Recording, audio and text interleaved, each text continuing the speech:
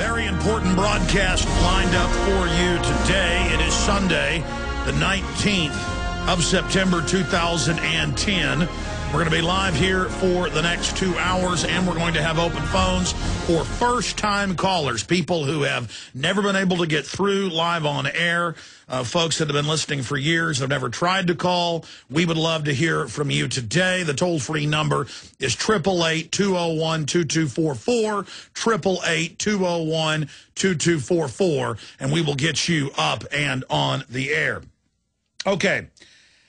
We have a lot of important news here today to go over on the economy. The Arizona Republic is talking about criminal investigations of Joe Arpaio, the sheriff out in Phoenix, Arizona. We've got members of U.S. platoon and Afghan accused of killing civilians for sport in Afghanistan. We have Janet Napolitano, head of Homeland Security, making jokes about being known as Big Sis, making jokes about Big Sis, Big Brother. So I thought we'd look at some of the things that have continued from Bush and now under Obama. If this isn't Big Brother, then I don't know what is. That is going to be coming up as well. There's a very powerful article that just talks about a couple-year period, a 4-year period in China where 45 million people were killed by the communists. That's in the London Independent. Mao, the Chinese say, killed 84 million. Our government says 64 million. But their own government says 80-plus million. But it's admitted on record 45 million in just a 4-year period. And if you look at the policies of Mao Zedong, they're very similar to the carbon taxes and the globalists. Well, of course they are. Our government admits they put Mao Zedong into power. That's declassified now in 1949. And so to understand the dream scenario for the global social engineers, you need to look at Mao Zedong. Very important. It's also admitted our government helped put the head of the Khmer Rouge, Pol Pot, into power. Zbigniew Brzezinski's written 2 books bragging about that, and they killed 30% of the population there. And, of course, he was supposedly anti-communist.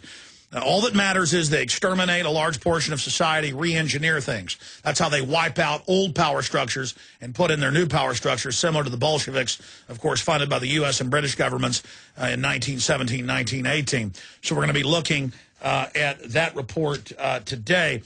There's good news. Texas sues to block bizarre, that's the quote, global warming, EPA rules. And this is a announcement made by Texas Attorney General, Mr. Abbott, going into the fact that it's all a complete fraud to steal money, that it's based on scientific fraud, and so Texas is suing to block this going in. Of course, Congress would not pass the carbon taxes, so Jackson and others in the Obama administration are going ahead with it. They're now officially not calling it global warming. They're calling it global climate disruption. So they've got a new fraud. First, it was the Ice Age in the 70s.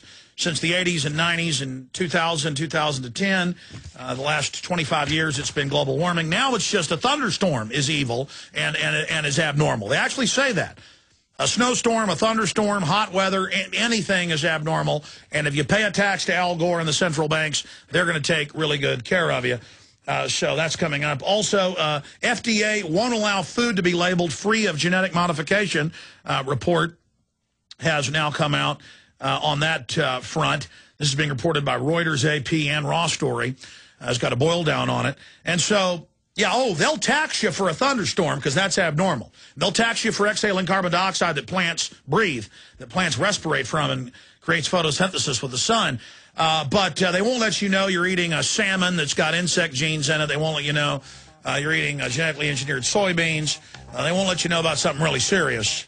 That's because they're a bunch of frauds. So that's all coming up as well. But first, on the other side of this quick break, globalists openly push world taxation and a new global currency. It's here, and it's happening now. This is going on now. This is happening now. We're going to break down this all-important issue and try to alert the world population. On the other side, Infowars.com is the website. Thank you for joining us, my friends. It is Sunday, the 19th day of September, 2010. On this live Sunday broadcast, we're going to be here for the next 2 hours. We're also simulcasting the syndicated radio broadcast in full living multicam, multicast shoot in video living color at prisonplanet.tv if you'd like to watch the show, not just listen to it. And if you are watching, you'll notice that I have all these giant stacks of important news. One of the big ones I'm going to be getting into in the next hour after we cover some other important news and take your calls is state's Homeland Security chief goes into hiding. This is out of the Pittsburgh Post-Gazette. And here is another report out of the Pittsburgh Tribune-Review. Quakers anti-war rallies on alert list. And what are we talking about here? Well, here's our report from yesterday. We also reported on this originally and first. 2 weeks ago, Pennsylvania Homeland Security targeted Tea Parties and put them on terrorist list and said they may be terrorist because they want to cut taxes. That was one of the reasons used. And it turns out $125,000 was paid to a Israeli company to collect the databases and spy on people. And it turns out at the G20 last year, they were actually used to create intelligence reports for pre-raids on some of the anti-G20 activist groups, including liberal groups and conservative groups. And so we're going to be talking about that coming up. And I want to dovetail it with this report. This report is out of the Arizona Republic. Arizona Sheriff Arpaio's office surveilled political rivals. And they say that criminal charges are in the making right now because he used his intelligence unit to spy on political rivals. Now, I've got mixed feelings about Arpaio. He is tough on crime. He's bucked the feds on the open borders and the illegal alien crime wave. But he has violated citizens' rights, and I'm against that. But you notice he's the guy trying to actually enforce the law against illegal aliens, and so the feds are suing him, suing the state, doing criminal investigations, and they've now gone in and gotten sheriff's deputies to claim he was doing things that are clearly illegal. Now, I've got a question here. You've got all over the country Homeland Security hiring British intelligence, Israeli intelligence. I mean, even FEMA put out press releases for NLE-09 and admitted in a drill with 14 nations that they had 14 foreign countries in the U.S. helping surveil mainly conservatives and libertarians. And it's clearly illegal. But the point is, why are they going after Arpaio? This is all part of the selective enforcement. So we're going to be discussing that coming up in the second hour this evening. And if your local station doesn't carry all of the show, you can always listen to the streams or the free podcast or the free iPhone app at Infowars.com. Or if you miss any of the broadcast, it's all at Infowars.com, PrisonPlanet.com, and, of course, JonesReport.com. So we're going to be looking at this Arpaio situation versus what's happening in Ohio, Pennsylvania, and other states. Because it's not just happening in this news report in Pennsylvania. We also have, in the last 2 months, 3 separate Tea Party groups in Ohio were told you're not allowed to demonstrate, you're not allowed to have rallies, because we think you're a hate group. And if the government now doesn't like you, you're not allowed to demonstrate. Now notice how they say, oh, you got to have a permit to demonstrate. They turn a right into a privilege. Then they just stop issuing the permits. You don't need a permit. The courts have ruled over and over again to demonstrate. You need a permit to block a highway or a road for, say, a Macy's Day Parade. You need a permit to block, major city streets. The police and local city councils and legislatures and the state police and others are all across the country. Different agencies are always trying to say, we're not going to issue you a permit. They cannot stop you. They have literally lost thousands of lawsuits in the last 100 years on this subject. And Friday, on Constitution Day, a federal judge overthrew the particular city in Ohio's block on the Ohio Tea Party for being able to celebrate Constitution Day.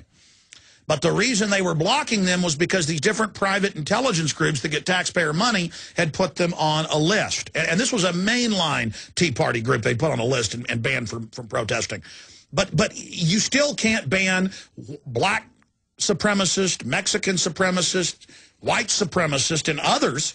That's how they always try to set the precedent in Europe and other places, and now in the U.S. Oh, well, they're extremists. They can't demonstrate. Well, once you take their rights, you lose your rights. It's very elementary.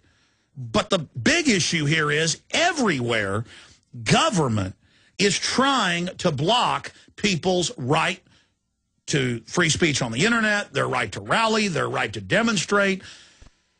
We're seeing more and more of this, and it's getting very scary.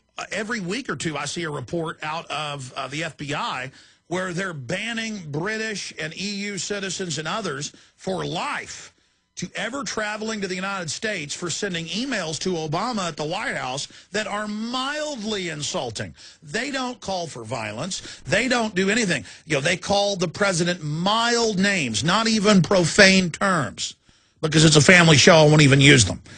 But you can pull it up, you know, teen banned from life from U.S. for sending email to Obama. It'll pull up, you know, AP, Reuters, you name it. So the issue here is we're being conditioned to accept an end to free speech. Supreme Court Justice Breyer last week on ABC Good Morning America said, yes, we're going to probably have a court case soon and probably ban burning Korans or Bibles or American flags. Anything that upsets anyone else, you won't be allowed to do. Well, then all free speech is over. And we've got the FCC head, we've got the FCC diversity head on record. You can pull up these clips on YouTube. You know, FCC board member says that they will start regulating speech on the web. FCC board member says they will force diversity on the internet.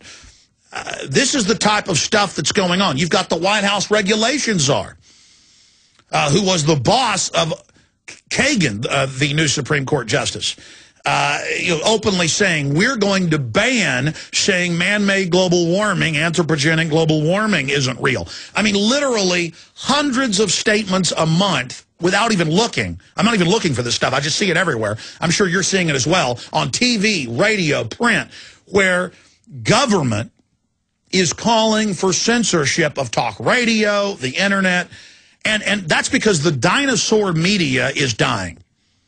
The dinosaur media has been discredited, and so it needs to come in and start using government control to shut down its competition. That's why we have this dangerous perfect storm of old dinosaur media, so-called liberal progressive media predominantly, that almost no one buys into, teaming up with government to try to come in and start restricting free speech. So if you want that God-given right protected, for your right to speak up, your right to write an email, your right to rally, your right to demonstrate, your right to have access to the websites you want to read, you had better support everyone else's free speech, even if you hate it, even if it's abhorrent, even if it's horrible.